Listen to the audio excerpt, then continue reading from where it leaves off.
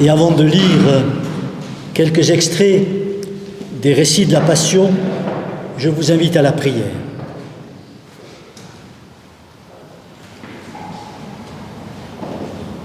Seigneur, nous te prions.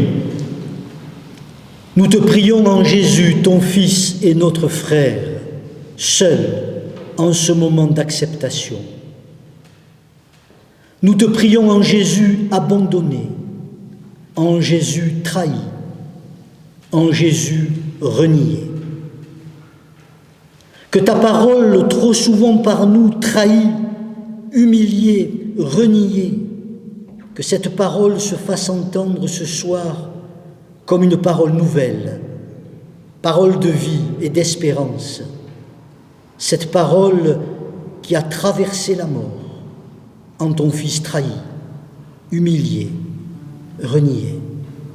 Que cette parole humble et pourtant insistante, que cette parole redise à chacune et chacun de nous que nous sommes aimés de toi, malgré nos trahisons, nos humiliations, nos reniements. Pour cela, envoie sur nous ton esprit, qu'il inscrive ce soir ta parole en nos cœurs. Amen. Alors ce soir, je lis deux textes du récit de la Passion dans l'évangile de Marc. Le premier, au chapitre 14, c'est la scène de l'arrestation. Au même instant, comme il parlait encore, survint Judas, l'un des 12, avec une troupe armée d'épées et de bâtons, qui venait de la part des grands prêtres, des scribes et des anciens.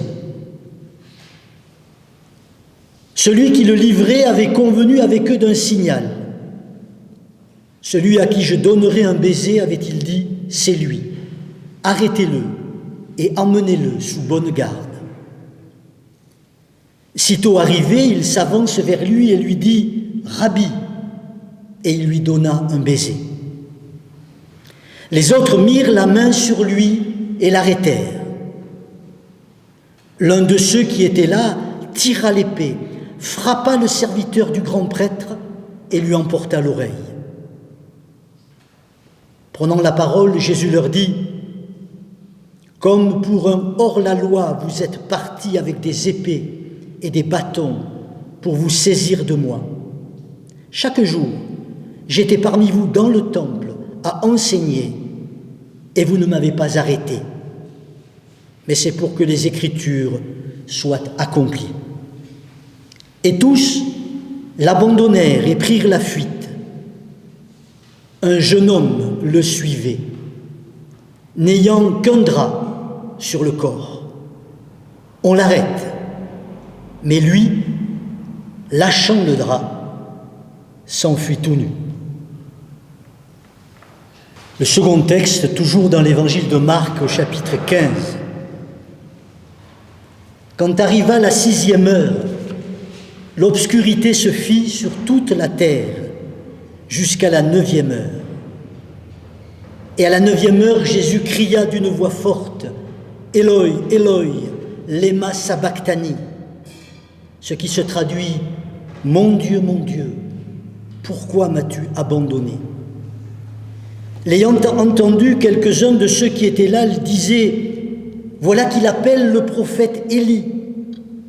L'un d'eux courut tremper une éponge dans une boisson vinaigrée. Il la mit au bout d'un roseau et il lui donnait à boire en disant « Attendez, nous verrons bien si Élie vient le descendre de là. » Mais Jésus, ayant poussé un grand cri, expira. Le voile du temple se déchira en deux, depuis le haut jusqu'en bas. Le centurion qui était en face de Jésus, voyant qu'il avait expiré de la sorte, dit « Assurément, cet homme était fils de Dieu. » Il y avait aussi des femmes qui regardaient de loin. Parmi elles était Marie de Magdala, Marie, mère de Jacques le mineur et de José, et Salomé, qui le suivait et le servait lorsqu'il était en Galilée, et plusieurs autres qui étaient montés avec lui à Jérusalem. Déjà, le soir était venu. Et comme c'était un jour de préparation, c'est-à-dire une veille de sabbat, un membre éminent du conseil, Joseph d'Arimathée, arriva. Il attendait lui aussi le règne de Dieu. Il eut le courage d'entrer chez Pilate pour demander le corps de Jésus. Pilate s'étonna qu'il soit déjà mort. Il fit venir le centurion et lui demanda s'il était mort depuis longtemps. Et renseigné par le centurion, il permit à Joseph de prendre le cadavre.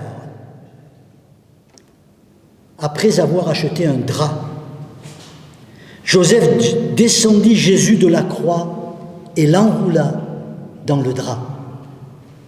Il le déposa dans une tombe qui était creusée dans le rocher et il roula une pierre à l'entrée du tombeau.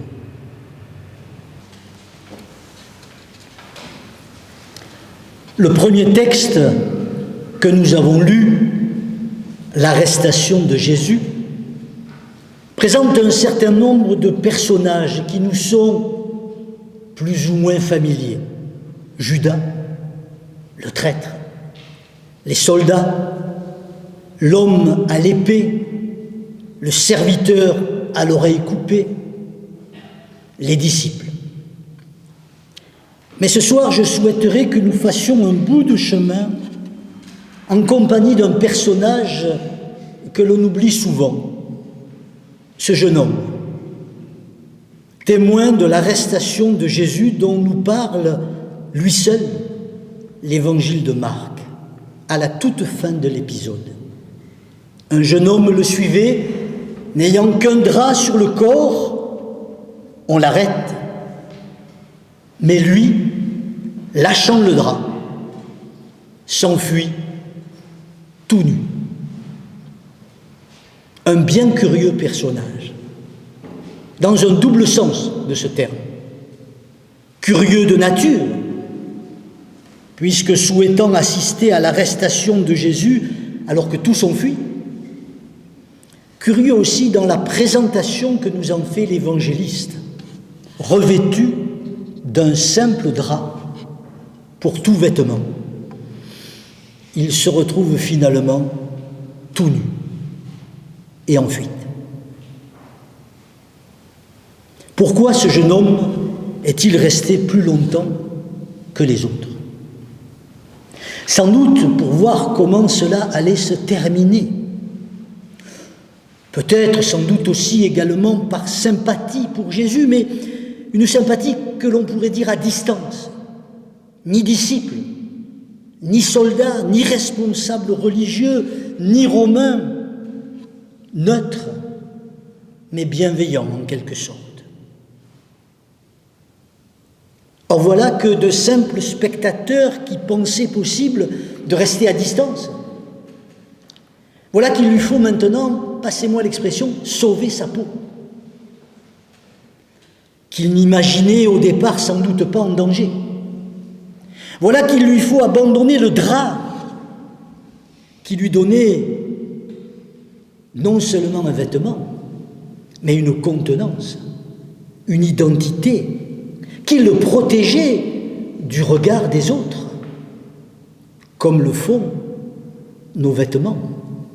Oui, il va devoir laisser le drap qui le couvre pour sauver sa peau.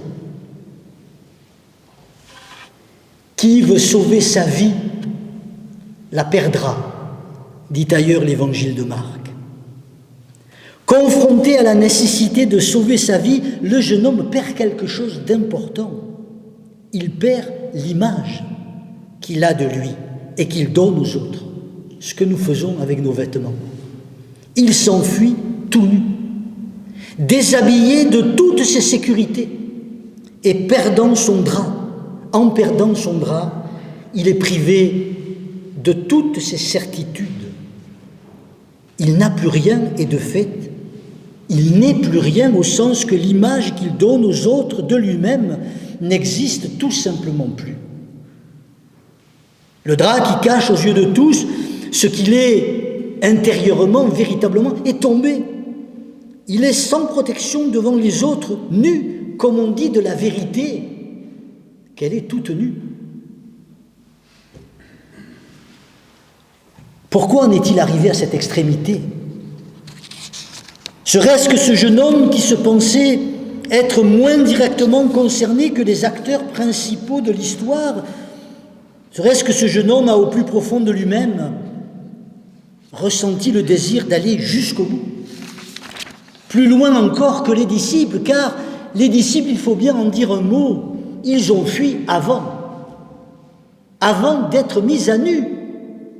Et malgré les dénégations de Pierre, jamais nous ne t'abandonnerons. Et parce qu'ils se sont enfuis ainsi, avant d'être mis à nu, eh bien les disciples, ils ont encore des certitudes. Ils seront prêts à élaborer toutes les théories possibles pour rebondir après cet échec retentissant. C'est la faute à Judas. Ou si vous aviez pris les armes avec moi. Ou encore, si Jésus n'avait pas été aussi résigné, etc., etc. Ce jeune homme, lui, quelque chose l'a poussé à faire un pas de plus. Quelque chose l'a poussé à aller encore un peu plus loin, à aller jusqu'au bout de cette histoire absurde, pour tenter d'en comprendre le sens. Mais voilà que ce faisant, il a pris un risque inconsidéré, le risque qu'on mette la main sur lui.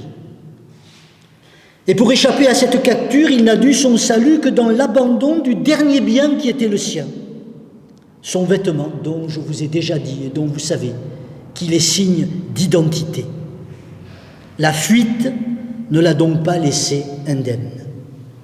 Nu, vidé de tout, il lui sera plus difficile de reconstruire sur des illusions. Son drap, lui, est resté entre les doigts du soldat qui voulait le saisir, à moins qu'il ne soit ailleurs.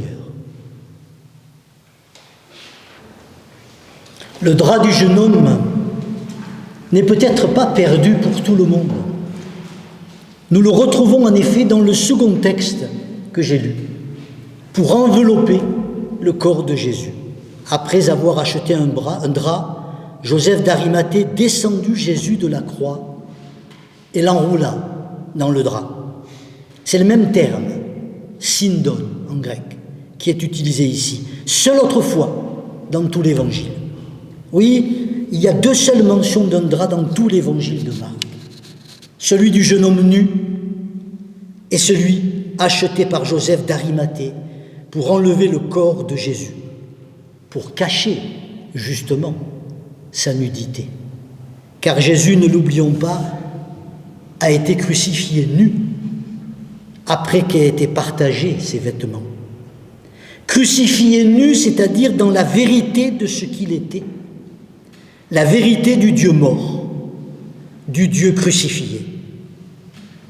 Or, avec le drap, voilà qu'on se hâte, une fois mort, de le recouvrir, de lui redonner pudiquement une dignité, de le rendre respectable, regardable, acceptable, vénérable même. Vous voyez, il me plaît d'imaginer que Joseph d'Arimathée a racheté le drap du jeune homme au soldat qui avait tenté de mettre la main sur lui et s'était retrouvé avec ce vêtement comme unique trophée. L'Évangile ne le dit pas, mais il le laisse possible. Que Joseph a payé de ses deniers les certitudes abandonnées d'un autre, qu'il a récupéré ses restes et ainsi permis que se perpétue dans l'histoire l'illusion que devant le Dieu crucifié, nous pouvions encore être maîtres de quelque chose, que nous pouvions ne pas être totalement déstabilisés devant cette mort étrange et scandaleuse qui deviendra bientôt sacrifice expiatoire pour les péchés du monde. Belle façon de donner du sens à l'exécution d'un innocent.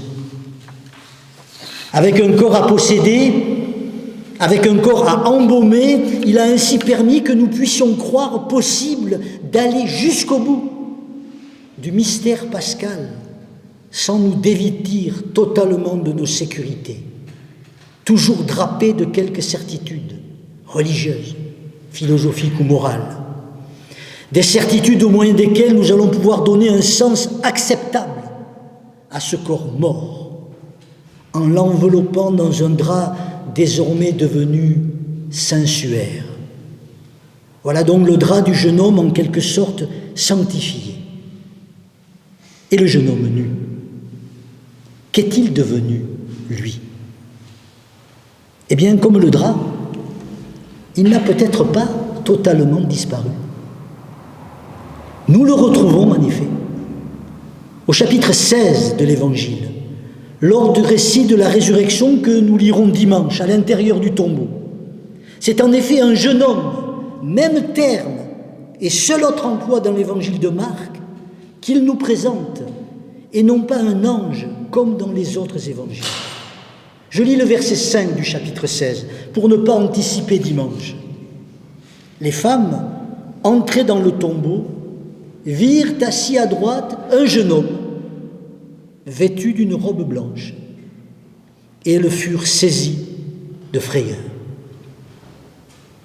Nu, il s'était enfui comme dans l'église ancienne, nu, on descendait dans les eaux du baptême, pour signifier la mort avec le Christ. Et voilà que de cette mort, il ressort revêtu de blanc, comme dans l'église ancienne, on revêtait le nouveau baptisé d'un vêtement blanc. Il ressort revêtu de blanc pour s'asseoir à droite, nous dit le texte. Mais à droite de quoi? À droite d'une place vide.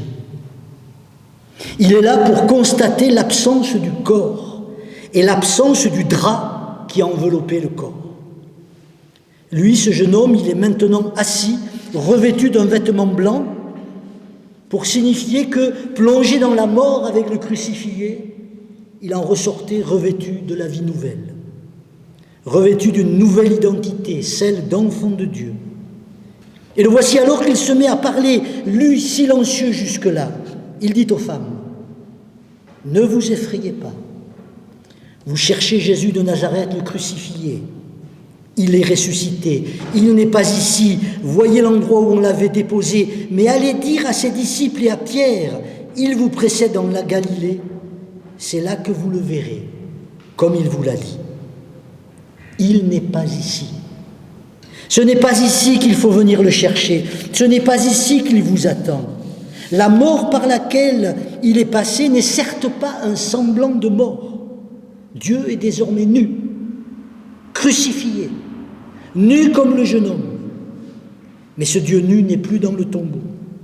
Il est passé de la mort à la vie. Il a traversé les sombres ténèbres et il nous attend en dehors du tombeau. Et cet au dehors n'est pas au ciel.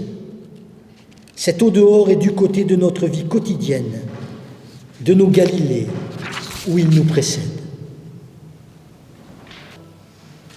Les disciples, Joseph d'Arimathée, les femmes, Judas, le possesseur de l'épée et sa victime, la troupe venue pour l'arrestation, tous sont des figures de notre humanité qui espèrent, attendent et tentent de trouver des réponses appropriées à ses échecs, à ses angoisses, à ses impasses, à ses espoirs. Et puis il y a ce jeune homme, lui aussi, avec ses attentes, ses peurs, ses espérances. Mais une personne qui a fait un pas de plus. Vous savez, le pas de trop, la catastrophe qui fait que tout bascule. S'il avait su où cela allait le mener, peut-être ne se serait-il pas avancé aussi près. Peut-être se serait-il enfui avec les disciples. Mais le désir était trop fort. Il n'a pas cédé sur lui. Et le voilà mis à nu. Et c'est dans cette nudité-là que se dit la vérité de son existence. Le jeune homme nu, vous l'avez compris, c'est chacune et chacun de nous, dès lors que les circonstances nous confrontent à l'épreuve, que tout ce qui faisait habituellement nos certitudes s'effondre et que nous nous retrouvons dépouillés de nos vêtements de scène, ce qui nous donnait l'illusion d'exister devant les autres. Le jeune homme nu, c'est chacune et chacun de nous quand nous cherchons une issue, que nous nous sentons seuls, que tel le psalmiste nous implorons, « Mon Dieu, pourquoi m'as-tu abandonné ?» Oui, où est Dieu dans ces moments-là? Ce soir, le jeune homme nous dit, il n'est pas ici. C'est-à-dire, il n'est pas du côté du désespoir, il n'est pas du côté de la mort, de cette part obscure qui nous atteint et nous blesse. Il n'est pas du côté de la mort, mais il est à nos côtés, au plus près de ce qui fait notre humanité, au plus près de nos fragilités, de nos épreuves. Il veut ouvrir pour nous un chemin dans la nuit, c'est là que nous pourrons le voir, c'est là qu'il faut aller le chercher. Il nous attend. Mais il faut pour cela laisser nos vêtements de scène. Il faut faire un pas de plus, tel le jeune homme, un pas de plus et se laisser dépouiller pour espérer revêtir l'homme nouveau. Or, ce dépouillement subi ou choisi n'est pas évident. Le récit pascal de Marc, dans sa version la plus ancienne, se termine par ce surprenant verset. Elles sortirent, les femmes, après avoir entendu le jeune homme, et s'enfuirent loin du tombeau, car elles étaient toutes tremblantes et bouleversées. Et elles ne dirent rien à personne, car elles avaient peur. Quelque chose doit mourir en nous pour que surgisse la vie nouvelle. Peut-être, sans doute, cela nous fait-il peur. Peut-être même avons-nous si peur que nous n'en parlons à personne, comme les femmes. Peut-être la promesse d'une vie véritablement nouvelle nous effraie-t-elle au point de nous enfermer dans le silence. Mais peut-être aussi entendrons-nous l'invitation du jeune homme d'aller le retrouver en Galilée où il nous attend. Pour cela, il faut sortir de nos tombeaux, passer de la mort à la vie. Mais n'anticipons pas. En ce soir de Vendredi Saint, nous sommes en chemin, au cœur de la traversée. Amen. Je vous invite à vous lever pour vous associer à cette confession de foi.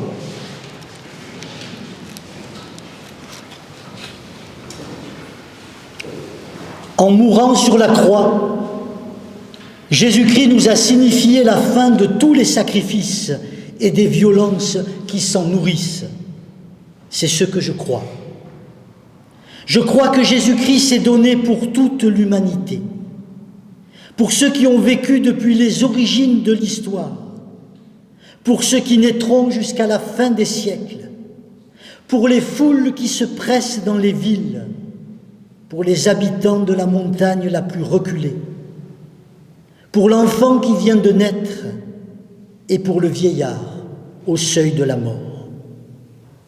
Je crois qu'il s'est donné pour mes amis et mes ennemis, pour les croyants et les incroyants, pour les riches et pour les pauvres, pour les martyrs et pour les bourreaux. Oui, pour toi, pour moi, Jésus-Christ est venu. Il a vécu, lutté, souffert. Il a traversé les ténèbres de la croix. Pour toi, pour moi, pour nous sauver de nos fausses images de Dieu, pour nous guérir de nos violences et de notre haine. Il est ressuscité et il a ouvert devant nous les portes de l'espérance, de sorte que rien désormais, ni passé, ni avenir, ni bonheur, ni malheur, ni vie, ni mort, ni hauteur, ni profondeur, ni aucune force qui soit au monde, rien ne pourra jamais nous séparer de l'amour que Dieu a manifesté en Jésus-Christ. Amen.